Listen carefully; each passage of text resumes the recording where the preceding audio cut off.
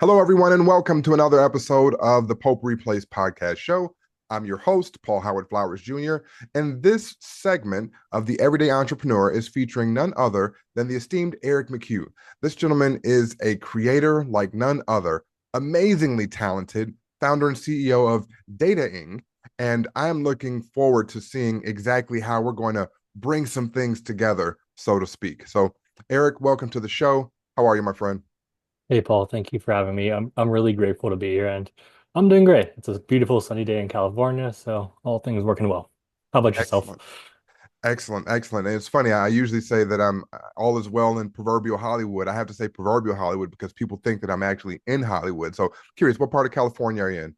I'm in a town called Palos Verdes, so it's a suburb of LA. So it's more out of the way. It's more naturey, more on the hill by the beach. Beautiful, beautiful. Well, you know what? One of the things that I've noticed about connections that I've come across in California, in and from California specifically, is that they just have the coolest and most chill vibes that I've ever come across. So I'm looking forward to a great conversation today. Definitely love to go ahead and turn it over to you to really get us started with talking about what you're up to right now, kind of where you're at and where you've been. Sure. And like you mentioned, my name is Eric. I'm 31 years old, blessed to be living in beautiful Southern California. My main hobbies are chess, Muay Thai, reading, pretty much anything under the sun, and meditation. I recently got back from a Vipassana meditation retreat. It's one of the most beautiful transformative experiences I've ever had. If it interests you, I encourage you to check it out. And that's my just Vipassana plug. In terms of work career, I went to UCI. After that, I worked at Snap Inc., helping craft their ad algorithm. Then after that, I became a consultant because I'm like, hey, that probably pays well. And then that's when I started to do my own thing. So as a consultant, it didn't really fulfill me, so I quit that job without a plan in place. My passion was cryptocurrency. I started going to local cryptocurrency meetups in my area, met the original ShopX Aces split team. There's been many companies. We've been building that for a while. And the cool thing is, while we were building that company, we had another idea that was just on a random whiteboard. That got some traction, got VC funded by one of the best incubators in the world. And an incubator is essentially startup school. So it's Yeah. like your clump of startup is next to another clump of startup, which is next to another clump of startups. So at a young age, I was surrounded by many, many CEOs, CTOs in different companies and different verticals at different levels. So I learned a ton from that experience, and that actually accelerated my career. Fast forward a bit, we've been building ShopX for a while. I was on a podcast tour a while back, closer to the last crypto bull run, getting attention around the podcast. I went on this one podcast by the student named Mark. We kept in touch after the show. And then months later, this random AI looking thing started following me on Twitter. I'm like, oh, what's this? He's like, oh, this is this AI dating app I'm thinking of building. I'm like, oh, I can get used. I can help out. Let me jump on that with you. So Love I've it. been building both simultaneously. Love it. Love it. Love it. Now, talk about a transition. I mean, you've got crypto experience, you've got incubator experience, you've got startups experience. And only, I like to say only, because it happens now so quickly, it seems. But at 31, man, how do you handle it all?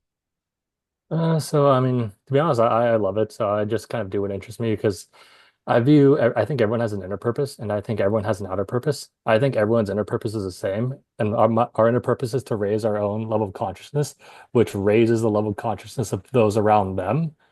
And that's why I like going on podcasts so much. So if someone leaves this conversation slightly better off, what does that do? They leave this conversation, they interact with people in their world, and their vibe is raised, so it raises their vibe and it creates like a nice positivity upward spiral.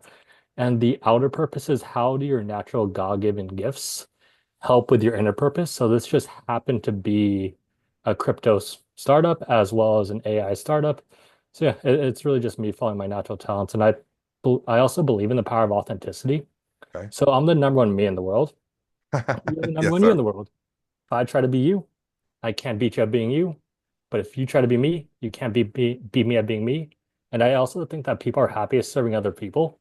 So if you want to serve as many people in the world as you possibly can, the only logical way to do that is to do what you're number one in the world at, which is being you. So that's why it's important to follow your natural gifts and curiosities and see where that leads you. Well, I'm definitely glad that you followed those gifts and curiosities that led us here today. And yes, I will definitely be the number one me. And though I cannot be the number one you also, I definitely want to give you a shot at chess because that's one of my favorite pastimes. I was literally playing a match on chess.com before we started the recording here. So definitely make sure we exchange and I'll get you on an online game. Now you might beat me because clearly you and algorithms tell me that your brain works very strategically and I play casually. Okay, so don't beat me too bad.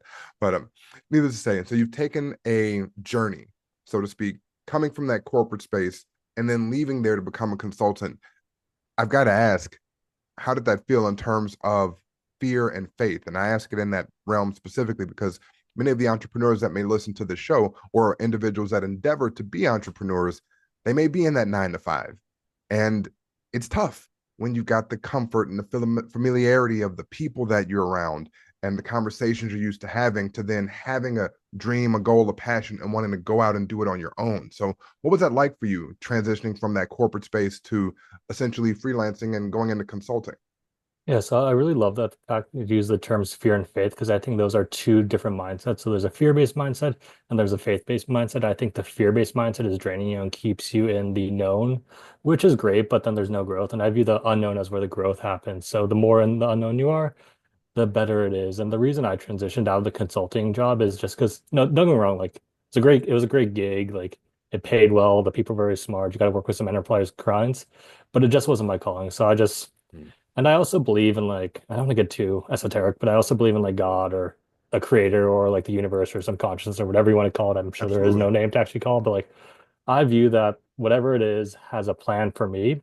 And I may be too small or too dumb to understand that plan, but the plan is always working in my favor. So even if something happens that I perceive as not great, that's still for my greater good. So like for example, maybe we're looking for investment and then the investment, and this has happened in the past too, the investment falls through at the very last minute. That seems like a bummer, but at the same time point, that rejection is really just redirection. We avoided money that wouldn't have helped us in the long term. So that's just how I view it. Beautiful, beautiful. Well, needless to say, such wisdom at, again, I'll refer to it at such a young age because I got you out a few years, but not many. And it's really interesting to note that at this time and space, in the way that our world and our country is growing, that there's still opportunity out there to branch out and do something different, especially again, as a millennial, right? We kind of get this rap, the younger and older millennials, that, hey, you guys are kind of washed up, you don't have any work ethic, but here you are having started, built, gotten funding for, and have now concurrently creating multiple entities at this time that look like they're getting a lot of traction. So, with regard to looking forward in terms of where you see dataing as well as Aces.Fun, because I know that's another project as well. Um, how do you manage those in your day to day? And also, what type of program management, project management is the word I want to say. What type of project management are you utilizing to keep yourself organized as you do this again in such an efficient way?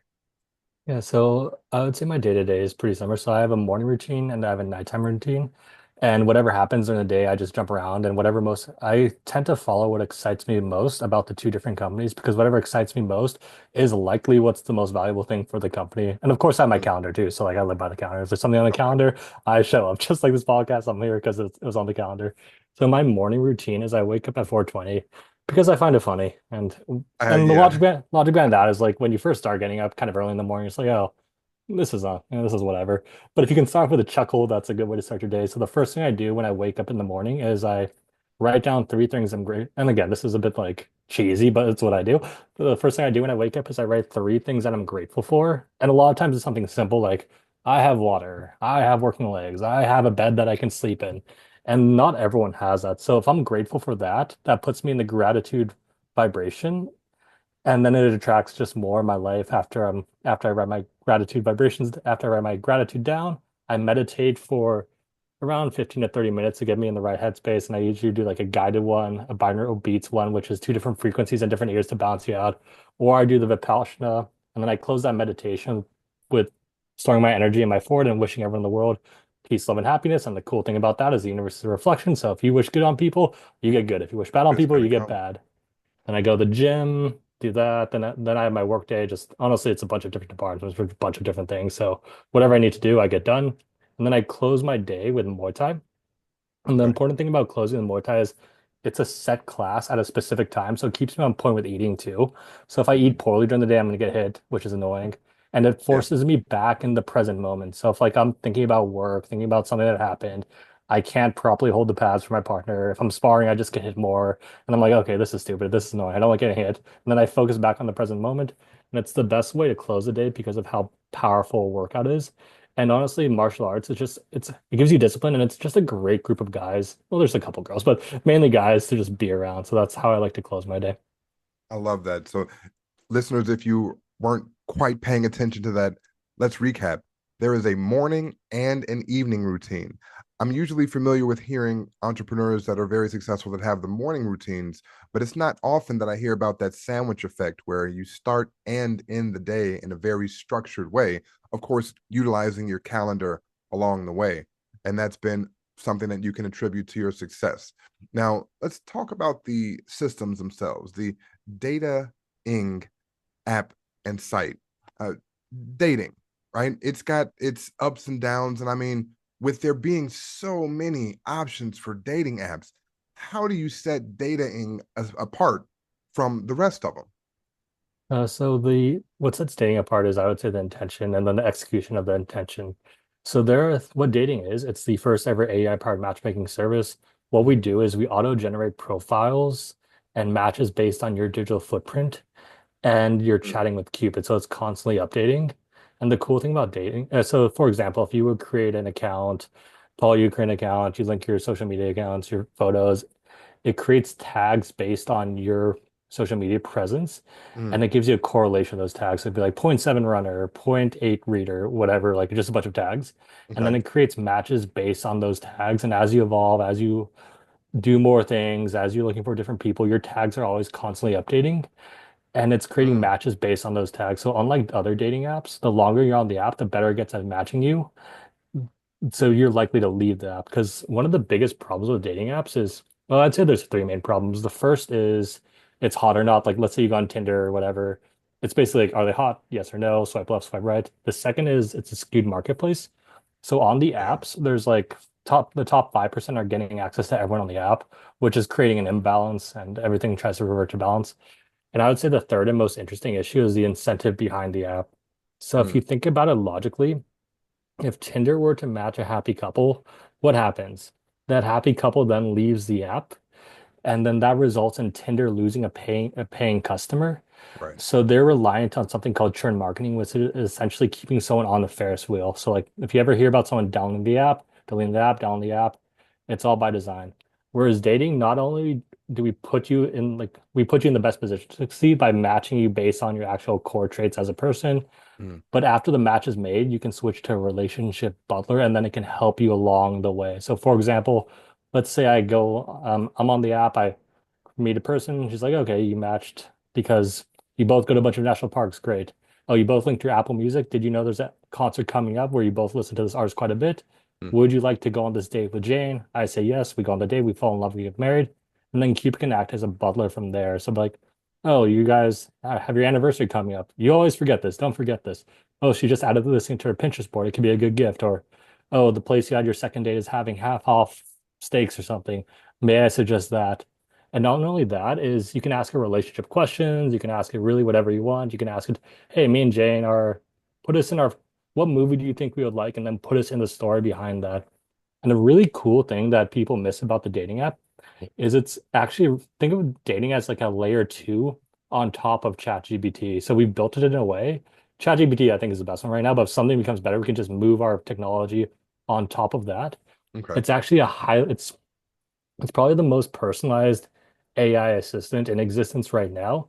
And that's because we get so many data sources. So we get all the benefits of ChatGPT, but combined with yourself. And what's different about us and like versus ChatGPT is, like some people use ChatGPT to ask questions about relationships and all that Yeah. stuff. It's become more and more common. What's really happening with that is you're just asking questions and it's giving you an answer through your own lens. So like if I were to ask Mm, ChatGPT, it's like because I know people take screenshots of messages like how would I respond? Hey yeah. ChatGPT, what's happening here? How would I respond? Yes, it's answering the question, but it's based on what it learned about me.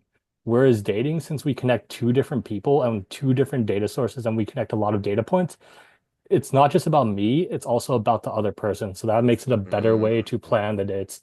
And then we're building in group chats too. So like you can like me and my friends tested out, like it's just in beta right now, but we're using it to like roast each other and stuff and just like make fun of each other. And we yeah. find it funny. I like that. I like that. So it seems like it's a lot more integrative than just, hey, I'm looking at you and giving things that I think you would want to say. You're actually then taking into consideration how the other person receives communication also. And if we want to, slap the love language label on there, are you saying that from an AI standpoint, dating is able to integrate, again, the way that they communicate, what's best for that other person, and can it integrate things like their love language also? Yeah, no, it can. So just the more chats you have, the more data sources you have, the more you tell it, the more it learns about you, and those tags are constantly updating. So you may tell it something different, and then your actions may show something different. It may ask you about it, then it would update based on that. So yeah, we're integrating like astrology, we're integrating love language, we're integrating personality test. Again, because what AI is really good at, I mean, AI is a great tool. I think, well, technology itself is neutral. So there's good Absolutely. ways to use Yeah, bad AI and bad ways to use it. exactly. Yeah.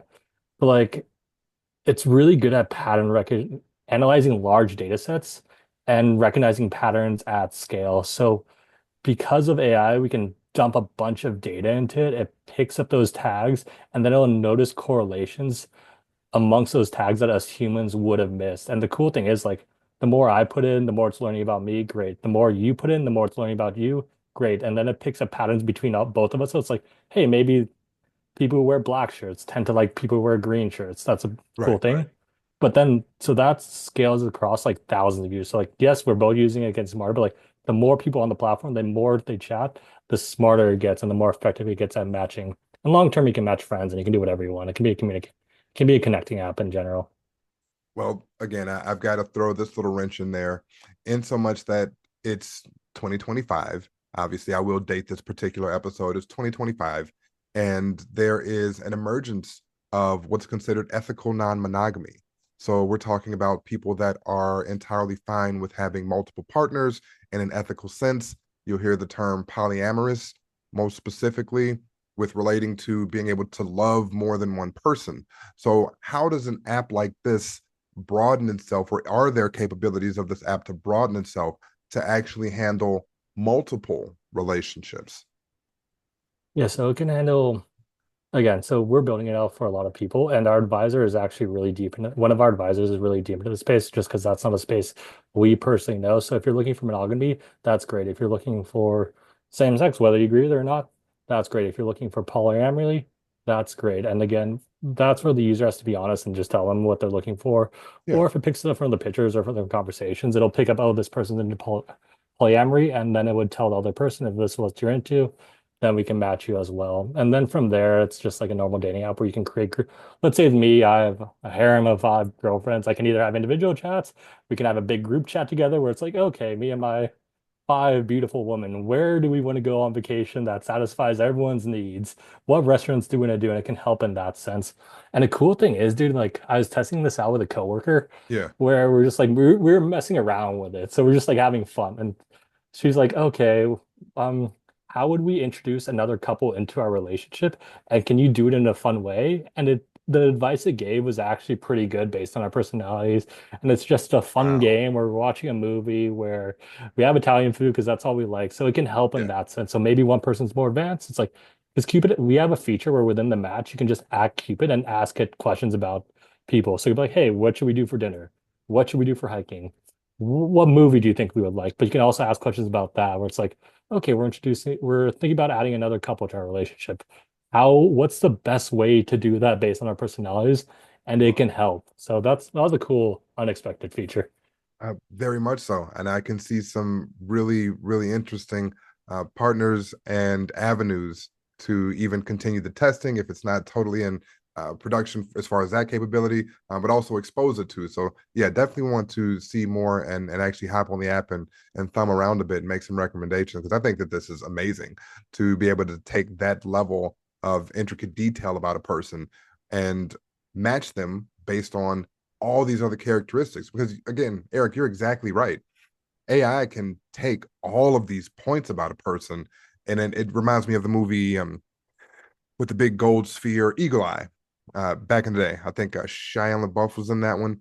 But basically, it took all of his digital footprint and it can tell him about itself in seconds. So, as it would take for us, again, using our human brain so long to get to know someone, to figure out if we're a match, and then you go through and then up using time and money, and the only resource that we have, our energy, in order to find out, I'm not really compatible. Utilizing AI that actually takes a digital footprint, again, from honest input, it seems like a much more efficient way of connecting, which is really strange to say considering it's leaning on, again, quote unquote, artificial intelligence versus humans and the natural feel of things. So I'm curious, when was the moment for you that you realized that, the current way of dating apps and the current ways that they've been serviced in the marketplace were broken and that you could actually be the person to fix them? Yeah, so I'd say it was a while ago. So I'm 31 right now, but it was my freshman in college where I started getting into the marketplace and reading about it. Because like in freshman, like like guys have girl problems. I'm like, oh, what's wrong? Why can't I get matches on Tinder? How come this is so poorly? And then you start searching for answers. Yeah. And then you start going down that specific rabbit hole, and then it gives you the issues, and then you start looking into it, and you're just like, oh God, this is actually not great for society. And I like the way you said it, whereas like your t energy is your most important resource, and a lot of times, time, energy, because it's time and energy spent on the wrong person is an opportunity cost, and the opportunity cost is time spent on the right person. So that's a big Mm. problem with dating apps. And not to mention on the current apps, there's lots and lots of bots. And with Oh, AI, the bots are getting better and better. So imagine like you're spending time on an app talking to a bot. That's just not time you're going to get back. So that's where dating comes into play. you know what? And you bring up a really good question because I've seen that. And of course, I've read a lot and kind of investigate some of these arenas before having these conversations. With those bots, I mean, it seems like it's a money grab. And with all due respect to creators of data apps, excuse me, dating apps and sites, it almost seems like it would be advantageous for the creator of the site to instill these bots within the community so that they're preying on the people that are going to be paying mostly, because typically, the females may have or those who identify as female, right, may have the free sites or freer access, and the gentlemen or people who identify as male might have the paid sites or might be more prone to pay in order to find that connection or whatever it is that they're looking for. So, as a creator, how can you ensure, or assure, I should say, how would you assure the audience that you're not sprinkling the bots in there so that they've got to pay more to have more engagement? Yeah, and you picked up a really good point there, whereas pay more to get more engagement. We don't like the pay to play model, meaning like if you pay more, you shouldn't get access to more matches, which is their model. It's basically like they dangle fake bots in front of you. Oh yeah, a bunch of Yeah. matches, pay more to see them. So the reason why dating is better at preventing bots is because you connect so many different sources, because you're constantly chatting with people, you can pick up on bots. Like for example, I could actually whip up like 50 Twitter bots pretty easily with just like a number, auto-generate AI profiles with one picture, just create 6 different photos, this caption, vary it all, and just create accounts en masse with Twitter. Whereas as dating, it create like it's harder to create a fake profile if you need like a Twitter, you need a Pinterest, you need a YouTube, you need a calendar. So it's a lot easier to pick up on fake bots if there's only one account where we have multiple accounts, and we have a flagging system in place for Mm. those that could potentially be bots. And at the end of the day, a human will check it out because again, like I also don't feel like you should just randomly ban people off an app, even if like Right. you never Right. know, like they may have just a Twitter, but like at least that person is flagged and then we can check it out. And it's also part of our model too, where we don't want to have people pay to play, meaning you shouldn't be able to pay more to get access to more people on the app. So Right. that's where we have the advantage because we have so much data. It's getting so smart. It's learning about people. We can offer them access to more data for like a nominal fee. Like for example, if you and your wife or partner, or whatever you call it, you're on Yeah. the app, it's like, okay, well, something's coming up. Give me a 2-page summary of this event, what we should do, and how it integrates into our life. You can pay for that access to that data because we already have the data on the back and we can just spit it out for you. It's like, okay, give us a in-depth summary on how our signs match. You can pay for that extra data. So and the way with that model, it doesn't interfere with the core matching algorithm, and the core Uh, matching algorithm is based on personality traits, which is always learning about you. So that's cool. Okay. Okay. That's really good. So being able to have all these data points and then essentially for you all to run additional programs or processes, there'd be a fee for that. But that in and of itself does not interact with actually connecting the people. So it's more like a once you're connected, then if you want these additional ways to strengthen the relationship, find more things to do, better identify pluses, minuses, in betweens for that couple, okay, you can pay there. But that's not saying that, hey, we're going to charge you more to get more access to people on the app. I like that. That's actually pretty cool. So tell me, for a person who's in this space now, right? You said you started taking a look at this back in your freshman year of college, and you've gotten to a point where, hey, you've created a better way of doing this. Now, throughout that process, when you're dealing with something as sensitive, we'll call it, as human emotions and love, there have got to be some things that you pick up along the way. So being able to tie the AI space with human emotions and specifically love, what was something that you may have learned about love from machine learning and those integrations that surprised you personally? Yeah, so in terms of it is a sensitive topic because a lot of people are just like, I don't want to trust AI with these thing. Like it's my love life. I want a personal, I want a human to human connection. And that's where I switched to the marketing aspect on how I personally talk about it. Whereas the intention of the app isn't to keep people on the app. The intention of the app is to put people in the position to get a match that fits them as soon as possible. So they get on that date as soon as possible. Because I've learned that yes, you can have all these fancy numbers, you can have the perfect match on paper, like all the stars, all the data points could align. But the only real way you know that you match with someone is when you meet face to face, because then you can pick up on their energy, you can pick up on their vibe, and then you can make the judgment based on that. So I view this as just another simple way to match. It's another way for people to meet their potential person. Like I'm a still big advocate, and I personally meet people better in person. Like I'm walking around the store, I meet Yeah. somebody viable, we go for that approach. Great. If it works. If it doesn't, it doesn't. No real big deal. But the reason we created dating is more and more people are going to the online dating world. And the reason more and more people are going to the online dating world is because there's no real rejection. Like it takes more, I guess, courage to go and approach a woman in real life versus just swipe endlessly Right, right. on an app. So if people are doing that, we might as well give them a better option. And something interesting I've learned from the space is, and this is kind of a conspiracy theory, but I think it's accurate. Whereas like most of the apps are owned by a specific company, so it's somewhat of a monopoly. So it's not like you're going from Mm, different app to different app. It's really just the same person.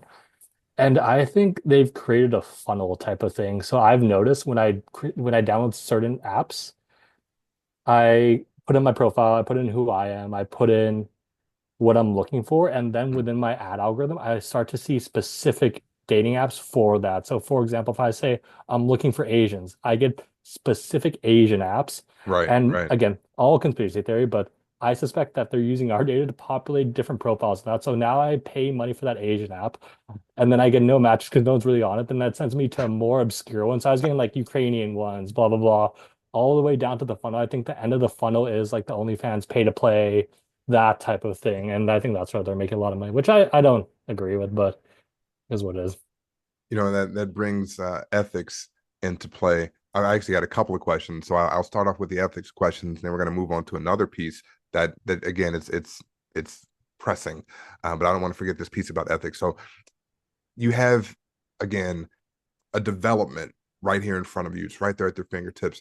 What kind of ethical concerns that have you come across where essentially you're saying that AI can, understand what it means to be compatible? So, talk to us a bit about how actual understanding of compatibility from an artificial source can really take place.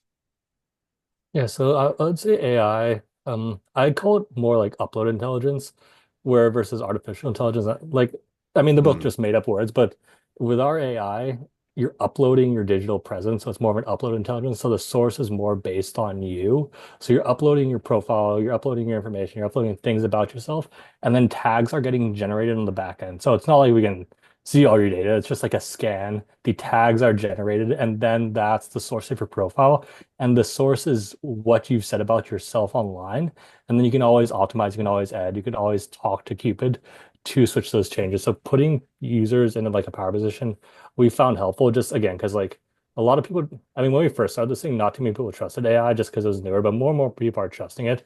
And as more and more people trust it, they get more comfortable with that. Another thing we've put into place that's been kind of annoying for us to deal with, but I think it adds to the ethical, I mean, nature of our company is when a user deletes their profile is gone. It's not saved anywhere. They're just like they're not even on the back end anymore. So I think that's a cool thing.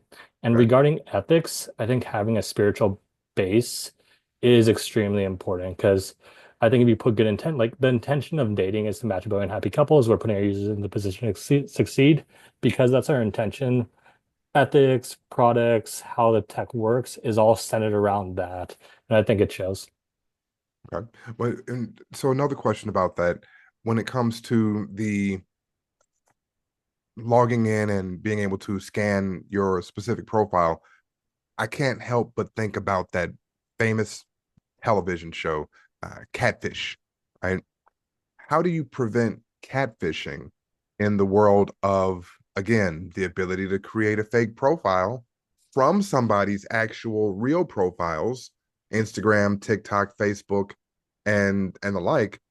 How do you actually prevent a catfishing situation, knowing that anyone can essentially clone somebody's profile, steal their pictures, pop up another couple of two, three, four, five sites, and then hop on your site? Yeah, so that would be the multiple data source point, where is to create a profile, you connect your different sources. And to connect your sources, you give dating the permission to scan. So if you don't have access to the main account, you can't really like scan anything. So that part helps prevent. But let's say hypothetically, I'm like, okay, I want to make a Paul Flowers account. I want to completely Right. impersonate him. I could copy your accounts, but then my accounts would likely have no followers. And if you ever got wind of it, you would tell me, or you'd Mm, reach out to the company, and then then a human would look at you. It's like, okay, well, Paul has much more than two followers across all of his accounts. All the pictures may be the same, but that would then we'd reach out and we'd do our due diligence and then delete the account off of there. And the cool thing about that is, honestly, to answer your question, we're not entirely sure. Like our system's relatively new, and as we scale up, we'll have problems like that come up. So that's something I'm personally looking forward to solving. And I'm big on always having a human look at it because I've seen excellent. in the past where I had a friend once, she ran like an Instagram business where she posted a picture with her and her son. The son was shirtless. They were swimming, so it's not a big deal at all. But then AI picked that up as illicit material and then just canceled all of her accounts. She had to go through the whole process, and it took like, I mean, if you dealt with like Instagram or YouTube deleting your accounts, it's really annoying. There's no human you can talk to. So in the Yeah, meantime, exactly. she was losing it was her livelihood. So it was a big problem for her. And I think AI is going to scan and become more of like a policing force. That's why I think having the human aspect is good. Good. Well, I'm really glad to hear that. It's nice to know that there's actually plans to keep people inside of these processes and not just turning it all over to machines. I mean, let's face it, it's still a machine at the end Yeah. of the day, right? And I've experienced exactly what you're talking about with the company formerly known as Twitter, and Oh God, me that's too. still never have access again to that account, no matter how many times I've asked for it, added people and all that. It's a lost cause. So I had to totally start over, which is a pain in the pill. So I thank you for, again, keeping people inside of these processes. So what's one of the features that are in dating that was one of the hardest things you feel to get right? So one of the hardest features to get right is well, the matching algorithm is probably the hardest thing to get right, but we luckily we have one of the best data scientists in the world coming up with the tags, creating the core. So what dating does, it creates a bunch of tags and then it creates clusters around those tags, and then it creates matches based on those different clusters, and it all levels down. So it could be like level one tags, level two tags, level three tags. So getting that exactly right Yeah. is extremely hard, but we have the best person to do that in place. He's one of the minds behind like IBM's like AI system. Wow. So he helped invent that. Like he's the literal just data science genius. Okay. So he's had like that. The group chats have been kind of difficult. It's more complex than we thought, connecting multiple people in a group chat. So that's like it's easy for us. So within our Cupid AI chat, I can ask about different people, but then it can give me a description about those different people. So like you, my girlfriend, and your wife, I can ask about those, but creating that different chats separately Mhm. has been more complex than we thought. And I would say the second or the biggest issue right now is just matching people in the right city. Whereas we're getting a bunch of people signed up across the world, or I mean across the United States, but like it doesn't do too many people too good for matching people in like New York or LA. So the solution to Mm, that is following the in and out approach. So we're focused in LA just because that's where we're from. And then we're going to focus on cities around there and kind of expand naturally and organically through that, through in-person events. And the plus is like because we're having people organically sign up around, I guess, the United States, like we can see that and use it as a heat map to decide where to launch next. So it's like, oh, mm, random people are signing up in Tennessee. Who'd have thunk?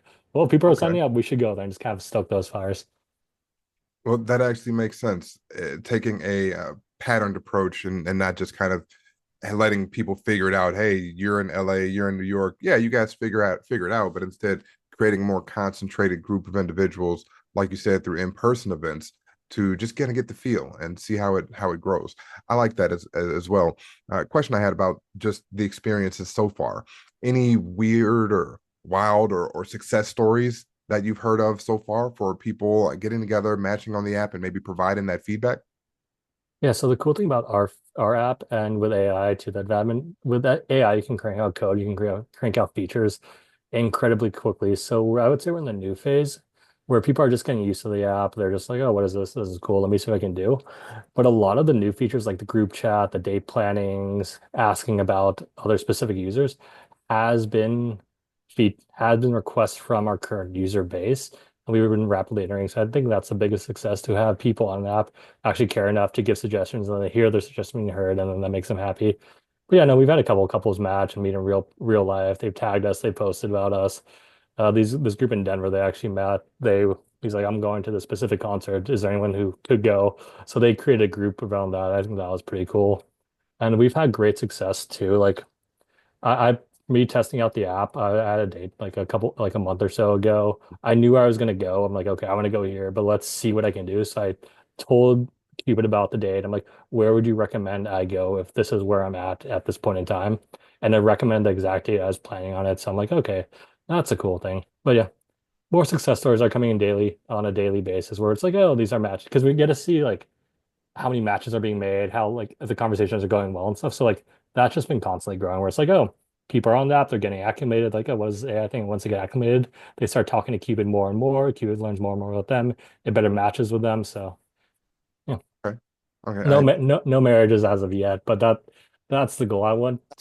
My personally I want to see one person match on the app, create a successful relationship and have a kid. Because I think that's a really good way to leave a legacy. I imagine like dating's overall goal is to match a billion happy couples. If Mm. that results in a bunch of families that are better off than they would have been without the app, I think that creates a general impact of a good generational impact. Now that's a different level when it comes to a dating app. So this isn't really just right a dating app. Essentially, if that's a part of a mission or a vision statement to create a million happy families throughout the world or a billion happy children are being born. I mean, you can literally utilizing again these large language models and AI begin to help better shape and rebuild societies from the ground up. How would you say that this app and its functionalities may help again society grow in that respect, as well as reduce what we see all the time right now, which is divorce rates? Yeah, and I love that you bring it up because I view the family as the backbone of society, and I think there's been certain powers that, whatever the case, for whatever reason, divorce rates have been skyrocketing, and I think that happens a lot because you're matching with people that you shouldn't really match with. Whereas our algorithm, it gets smarter and smarter, so it'll match you with people you have a high chance of working out with, whether it does or it doesn't. Great, but let's say it works out, it can work. Then from there, can I think that's where that relationship butler feature comes into play where it's like, okay, it's been our year. What should we do? How do people, or like I'm having a kid, what should, like, 'cause like if you have a kid, it's like, I don't know what I'm doing. But Right. then you can ask Cupid AI, what should we do about the specific situation? And then you can give it really good data. You can give it exact scenarios about your prompt, and then it can give you answers based on you and your partner. And the fact that it includes both your partners is really important because like marriage is a two-way. Actually, we've talked about this earlier, like polyamorous become a thing, but Right, right, right. let's talk about traditional marriage. It's like a two-way street. Not one person is right, not one person is wrong. So if you're going to incorporate both your personalities while planning dates, while going through issues. It can be really helpful in that sense and create a stronger foundation for your marriage. Man, this is really interesting. Like I said, I can't wait to really get on here and utilize it personally. Now, I do have a few questions before we start to land a plane here, just out of respect to your Mhm. time. Uh, you're also founding and building currently Aces.Fun. Can you share more about that? Yeah, so Aces.Fun is a crypto project. It creates a derivative market for e-commerce products. So the long-term vision from this is, and this was an evolution of ShopX, so this isn't like a new thing. It's the same team I've been with a while. Okay. So what that is, it's basically attached, it's tokenizing a real-world asset or a physical product, creating a digital equivalent to that. So let's say hypothetically, we tokenize a Nike shoe. What does this mean? There's now a physical and digital equivalent. So Nike could sell that product one, two, three, four, five times.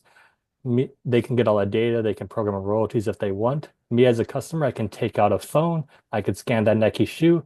I can trace it all the way back to Nike to ensure its authenticity. If I want to sell that product instantly, I can sell it online. So it essentially creates it makes everyone their own Amazon store. So like if you wanted to Uh, sell if Nike wanted to sell Lululemon products, they could add Lululemon to their site. The Nike customer comes in, they purchase the Lululemon product from the Nike site. They, I get the product, so I'm happy. Lululemon gets the sale, they're happy. Nike gets the commission, they're happy. And if everyone, it increases the liquidity of products. So right now, like if you want to sell an e-commerce product, there's not too much liquidity, but this just increases that. And on top of that, it adds all the stock features too. So if you think like a specific like who's famous right now, like uh, I'm glad I don't know too many celebrities, but let's say Leonardo DiCaprio, he sells his car, it's tokenized. You can also purchase a token based on that car. So he sells his car, the price goes up, the value of the token, like his Lambo goes up, oh his holders wow. are happy. I purchase a Lambo. Now I have an ecosystem behind Leonardo DiCaprio's car.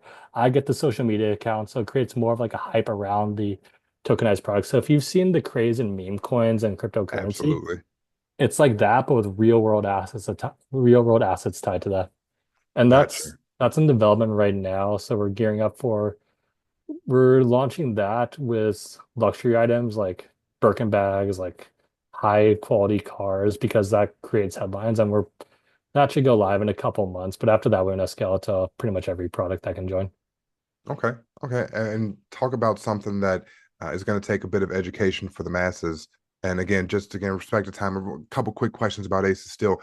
How do you plan to uh, notify the masses, if at best, but also educating them on how this works? Because, luckily I'd been in crypto, I've done some coursework on AI and cryptography. So I've got a baseline understanding of it.